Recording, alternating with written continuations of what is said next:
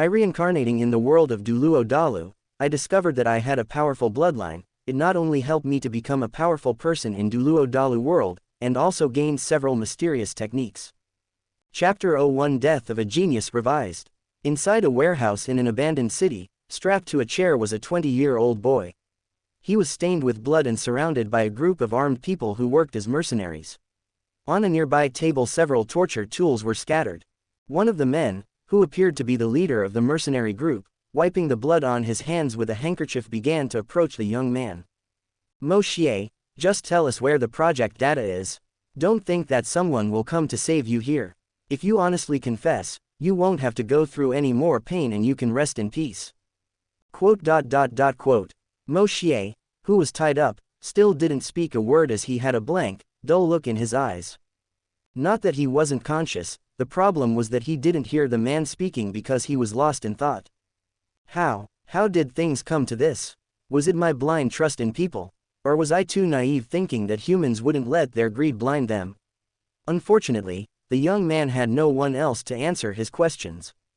Moshier was considered a genius since he was a child, and his talent further blossomed in mechanical and computational engineering. At age 12, he managed to create a functional hologram that made the existing technology undergo a gigantic development. In his 15 years he managed to improve several NASA suits and rockets which allowed new trips to Mars to extract new minerals. Finally, at the age of 19, he was able to create the first functional gravitational room based on mined ores as well as a dome capable of creating a habitable environment on Mars. This creation led to him being awarded the titles of Millennium Genius and Revolutionary of Humanity. However, the gravitational room he created also gave rise to even more powerful new weapons, which merged his idea with existing strategic weapons. For this reason several terrorist groups have continually tried to kidnap him to get their hands on his projects, although all attempts have failed.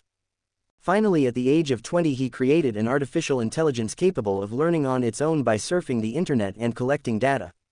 But by the time he finished the project, he realized that this AI project would be very dangerous if it fell into malicious hands, as it alone could collect information from government agencies without leaving any traceable traces. The only person who knew about this project besides him was his girlfriend Xianxia. But he never thought she would sell the information that he possessed such technology and get him hunted by every country in the world. As a result, his family and close friends had been kidnapped and killed, with the video spreading across the internet as the perpetrators blamed him, saying it was his fault for running away alone. Seeking revenge he managed to find and kill the murderers of his family and friends by setting a trap for them, but was eventually captured by another party who was waiting for him to show himself. In the end, he was tortured in many different ways, causing his body to gain countless marks and scars. But even after all that, he still hadn't given even a hint of where his AI data was, and so we got to where we are now. Boss, should we show him that video and see if he reacts? One of the armed men asked their boss. It's useless, after we used it continuously he lost any reaction to the video. The boss continued, but I think I know how to make him react a little, he muttered mischievously. Smiling a little, he approached Moshier's ears. Moshier, do you still remember your little girlfriend Xianxia? The chief asked maliciously. Hearing Xianxia's name, Moshier's body shuddered a little. Feeling happy with this reaction, the boss continued. Did you know, after she sold her information and took the money we promised her, the first thing she did was buy an island and move her relatives there. And now she is engaged to the young master of the Yang family of Yangzhou. Their wedding will take place in 2 days from now. Isn't that wonderful news, knowing you're stuck here with a bunch of men and suffering torture every day while she enjoys her life on a tropical island with a wealthy young master from a large family? The boss spoke more and more animated. Meanwhile, Moshier's body shuddered more and more with rage and his eyes grew redder and redder.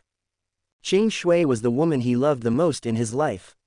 Only she could make him drop his inventions, but when he found out she had betrayed him his heart felt as if it had been torn apart.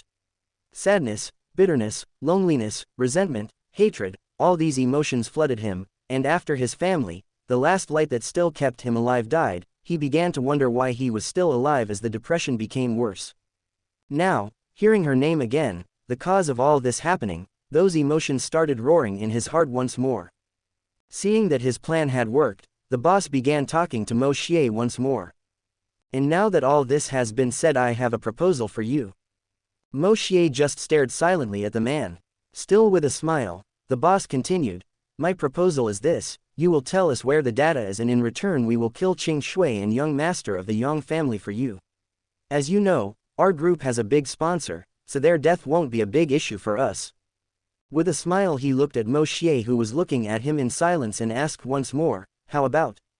It's not a bad proposal for you. At least you can rest in peace with it."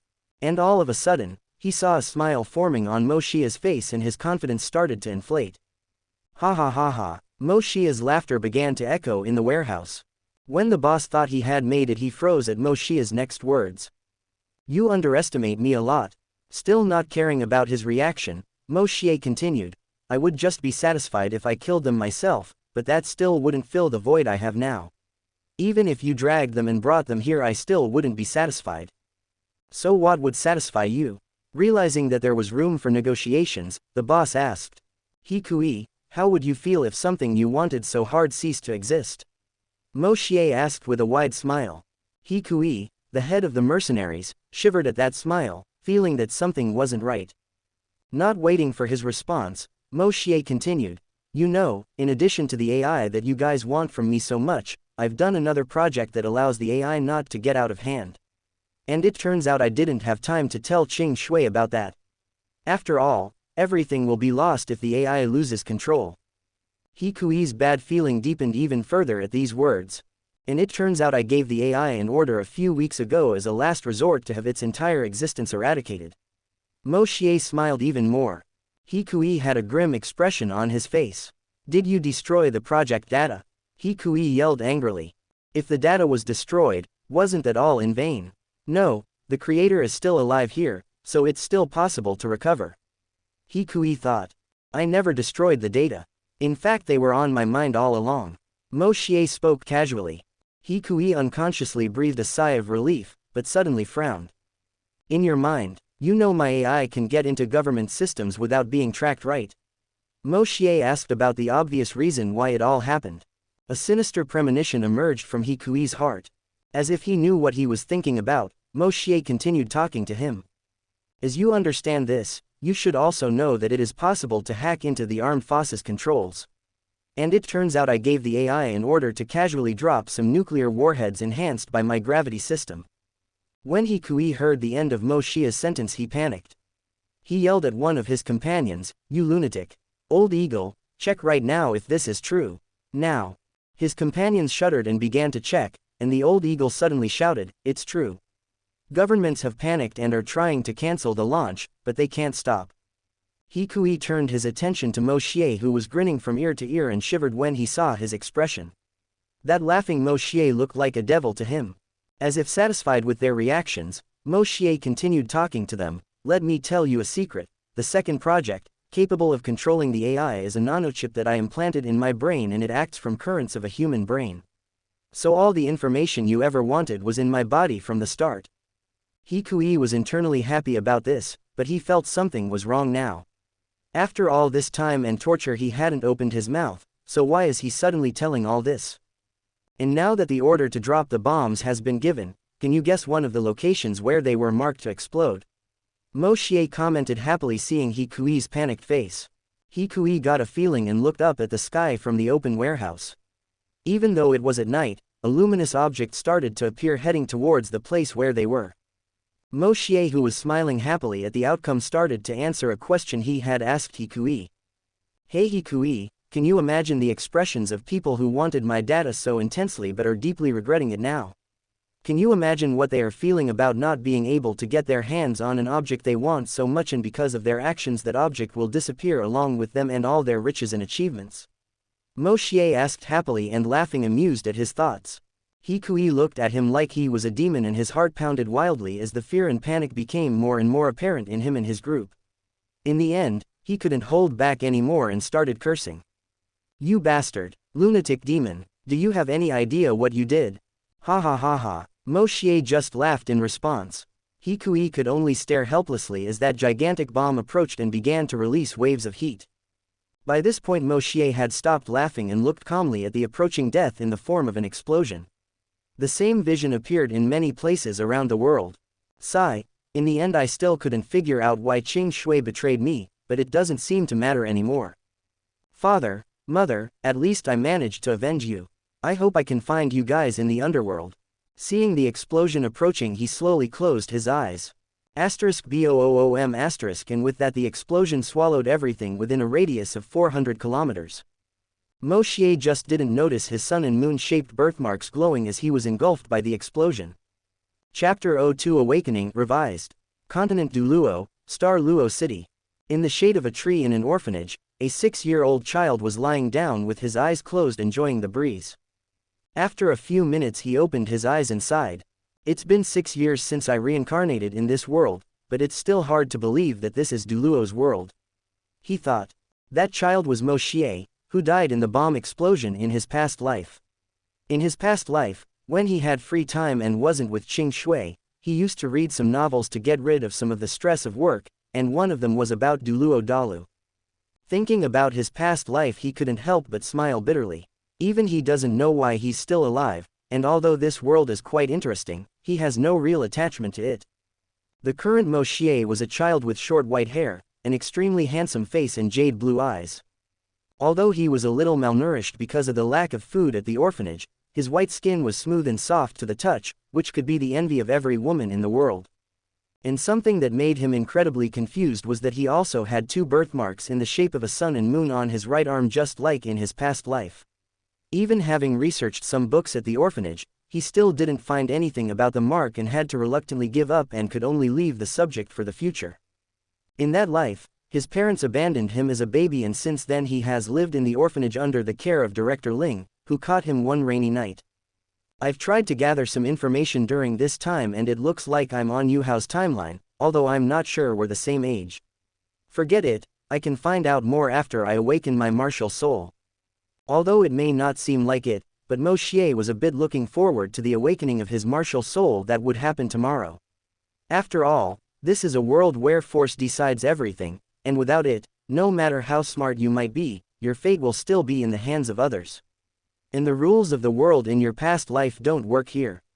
Even nervous, he could only try to calm down while he waited for time to pass. In the blink of an eye, the next day arrived. Little Xie, get up and get ready for breakfast. The awakening of your and other children's martial souls will begin after everyone has eaten. A middle-aged woman with long black hair wearing a gray outfit called out to Moshier who was still lying down. I'll be ready in 5 minutes. Moshier replied a little sleepily. Okay, wash your face and go downstairs. The others are waiting for you. Nodding, Moshier got out of bed and went to the bathroom. 5 minutes later he went down to the cafeteria and found several children sitting in their seats and starting to eat. He found a place, sat down and began to eat his food which consisted of a bun, a glass of milk and 2 hard-boiled eggs. A boy beside him started talking to him. Brother Xie, what do you think our martial soul will be? Who knows, Brother Chen, it's best not to get your hopes too high for you don't be disappointed later. Most common people just awaken some tool martial soul without any soul power. It is not easy to become a spiritual master. Moshier replied to the boy. Bai Chen just sighed at his side as he nodded grudgingly. When they were all finished eating, Director Ling came and called them over. Moshier, Bai Chen, Su Lu, Wei Chu, you 4 come with me. The spiritual master has arrived and will awaken your martial soul. Yes, X4. They got up and followed her into a room near her office. In the room, a middle-aged man was waiting while arranging a formation that was used to awaken the martial soul. This man had short brown hair and copper skin with a few scar marks on his arm. Looking at the children who arrived in the room he nodded and started to speak. My name is Su Yuntao and my martial soul is a wind eagle. I am a soul elder with rank 31. When I call one of you name, enter the middle of the formation that I put here. Let's start. He finished and called his spirit. Possession of the wind eagle. The moment he finished speaking those words, 3 white, yellow rings rose from his feet and spun around him and his hands started to transform into claws and 1 pair of wings appeared behind him. So this is what a martial soul looks like. Moshier thought. Wei Chu, step forward. Hearing his name, Wei Chu entered the formation. Su Yuntao placed a hand on his head as he urged the spiritual power into his body. A few seconds later a scythe appeared in his hand. Su Yuntao was a little disappointed when he commented, Scythe, tool martial soul. Here, put your hand on this crystal ball to let us know if you have spiritual power. He withdrew a ball and passed it to Wei Chu, but even after a few seconds nothing happened. Without spiritual power, Wei Chu felt very sad about this, but there was nothing he could do, so he could only return the ball and leave the room with red eyes. Next, Su Lu. Su Yuntao didn't think much about it and continued with the ceremony. Su Lu awakened a Ho, a tool martial soul with no spiritual power and could only leave like Wei Chu. Next, Bai Chen. Bai Chen walked nervously to the formation. Repeating the same process, a light shone on Bai Chen's body when a black tiger appeared on his back.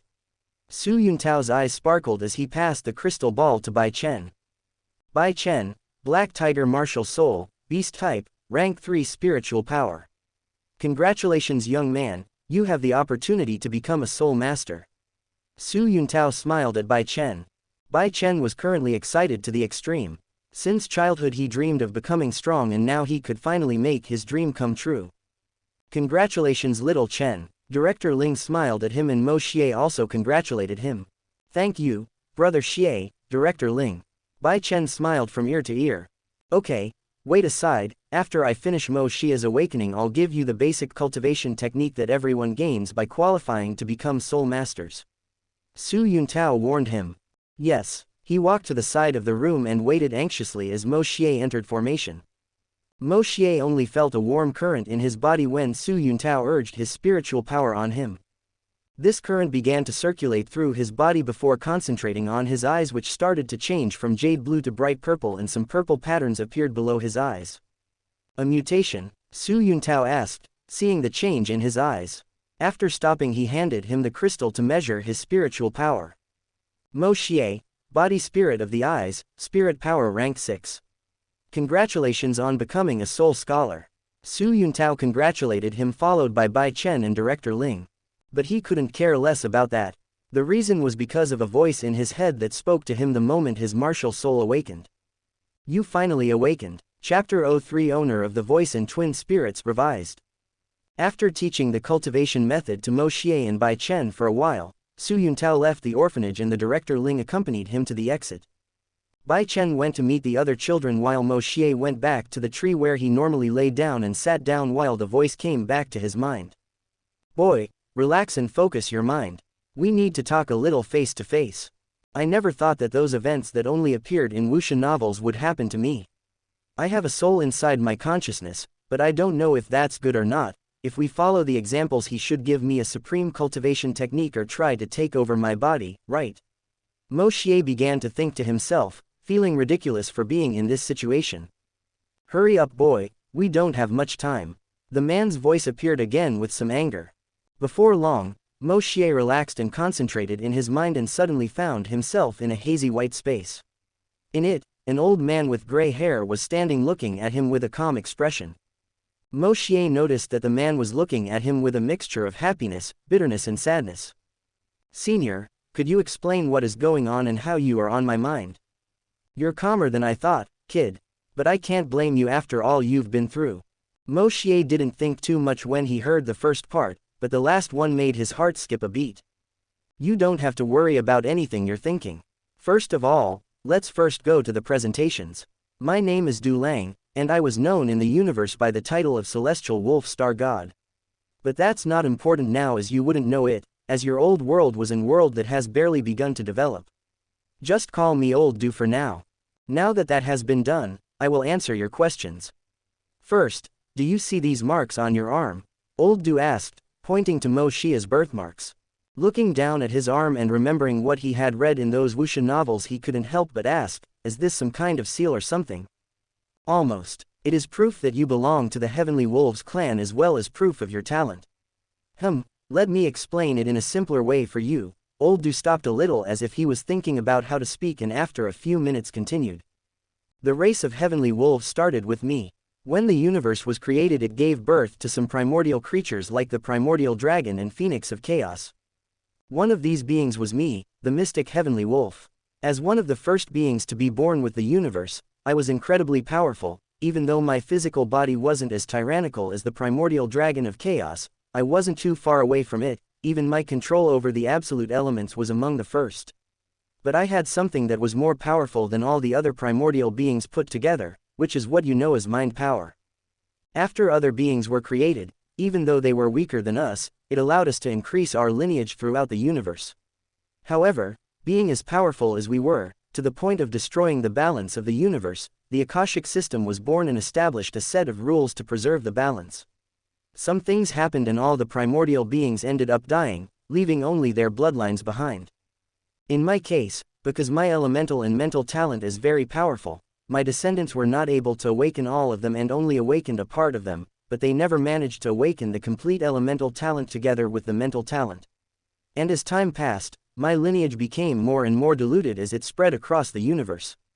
Only a descendant who has 2 marks in the form of sun and moon can awaken all my talents, and this is where you come. In your previous world, even if you had the potential to awaken my talents, it was impossible to do so in a world without the spiritual power of heaven and earth. So when my soul fragment that I implanted in my bloodline to look for an heir woke up, I made a plan to transmigrate your soul to a world where I could awaken my bloodline more easily. I just had to wait until you were about to die before transferring your soul. Stop, Moshier suddenly interrupted. You talked about transmigrating my soul to another world, but this is a fictional world. How did you do it? He really felt confused about that. The Akashic system is a set of records from the universe. Even though this world was a fictional world, when the Akashic system registered it and judged that it would not to break the balance in the universe, it naturally gave it permission to be born and develop according to the records. Old Du explained calmly. So, as long as it doesn't affect the balance, if I create a book about a world, is it possible that it will also be created? Moshier asked, confused. No, first it must have a stable growth potential and not affect the laws of causality imposed by the Akashic system. It must also be recognized as a world by the will of many people. In your world there were many who wanted this world to become real, and after going through several processes of the Akashic system it ended up being created, but there are still several rules for this that I still don't know. That is, not every world that is wanted to become reality by people ends up being born. It depends on various coincidences and circumstances. Old Du also had this same question, but by trial and error he ended up getting this answer. It's best to leave that aside for now and get back to the main topic. Continued Old Du. After bringing you into this world I fell asleep again while trying to retrieve some of the rest of my essence from the fragment of my soul. And today, after you awakened your martial soul, I finally woke up from my sleep. I chose this world for you because it is more convenient for you to inherit my abilities. Because of my lineage you have awakened both my mystic eyes and the mystic heavenly wolf. Moshier widened his eyes at this information. Do I have another martial soul? Why didn't I feel it? He asked doubtfully. That was because I suppressed it so that others wouldn't see it. My bloodline is very strong and may attract unwanted attention to you who are still just an ant.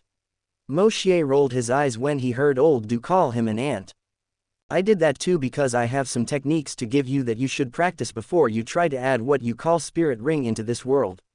If you don't create a foundation for inheriting my lineage, all the work I've done would be lost. Moshier just nodded in comprehension. Here, these 2 energy balls contain the knowledge of my lineage and the techniques you must learn before adding any spirit rings.